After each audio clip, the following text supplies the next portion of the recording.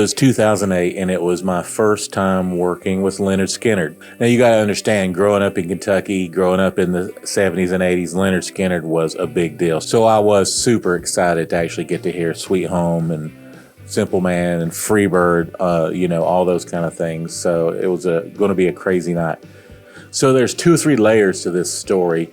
One, it was New Year's Eve, so there's a lot of pressure for everything to go good. 2, I think it was the first year of our company, BT Event Services, a labor company that does concerts in arenas. And 3, someone from CNN who was from Kentucky had this idea to simulcast Lynyrd Skynyrd from the arena here in Kentucky to 3 different cities on CNN or something. To this day, it doesn't make any sense, but she had the clout to do it. And so we were going to live stream. There was CNN trucks and everything everywhere. So we had the pressure of switching live during the countdown or right before the countdown. So it was a lot going on. So here's what makes the story interesting, or part one of why the story is interesting.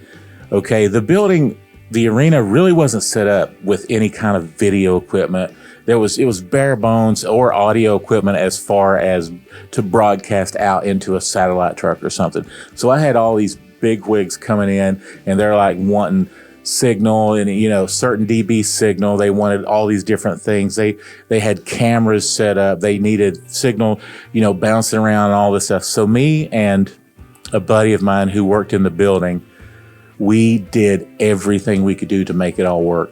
And nobody knows that we were up there literally with like Radio Shack wires. We were like plugging things in and moving this over here and chaining it to this and buying this and sending it to here just to get everything to be distributed where it needed to be. And so here I am, I'm up in the audio room, and there's all this stuff, and I've got radio comms on, and I'm listening to the CNN trucks, and they're going to tell me when to go live.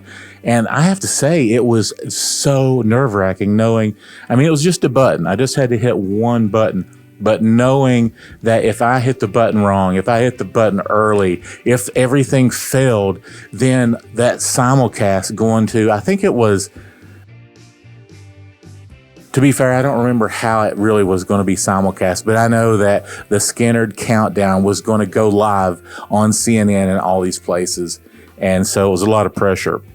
Now, the show was phenomenal, and you had a lot of the original people that you don't have today, sadly. But anyway, the show was awesome, a packed house. It's midnight. All that goes on. I'm a nervous wreck. I'm listening. I've got comms on. I've got my hand over the button, and the countdown, 10, 9, all this. Go live. I hit the button, and it works.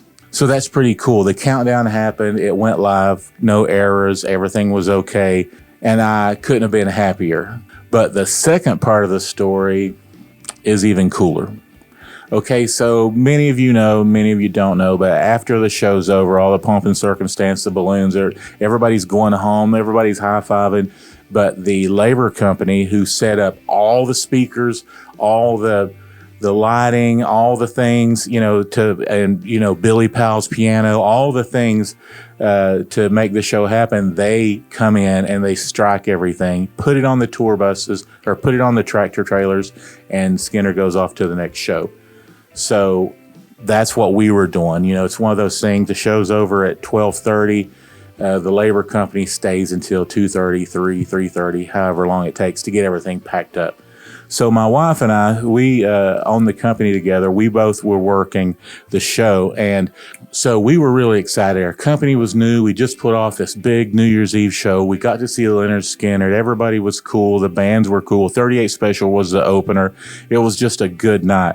So they had these posters made. I'll put one up on the screen of the night, Pikeville, Kentucky, East Kentucky Expo Center, New Year's Eve. We were very proud. So we wanted one of those posters. So my wife had one of those posters.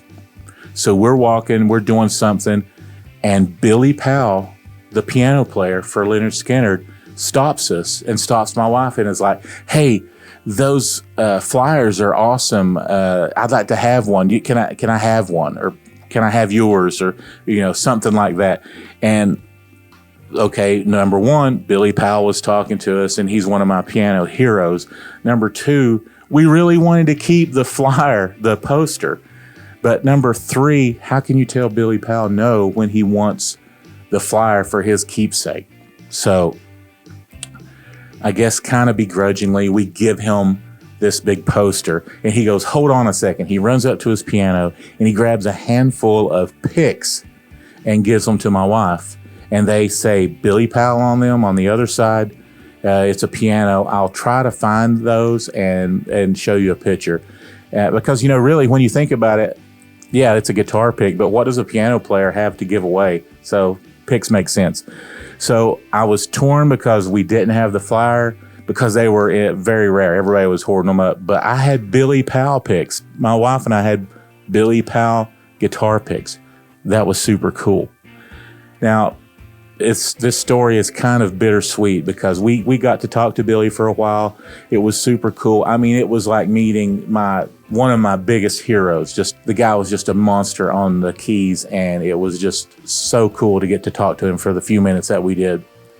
The crazy thing was, you know, we had that interaction with him that I didn't think I would ever have, and he actually passed away less than a month after that. It was one of his last shows that Billy Powell did with Skynyrd.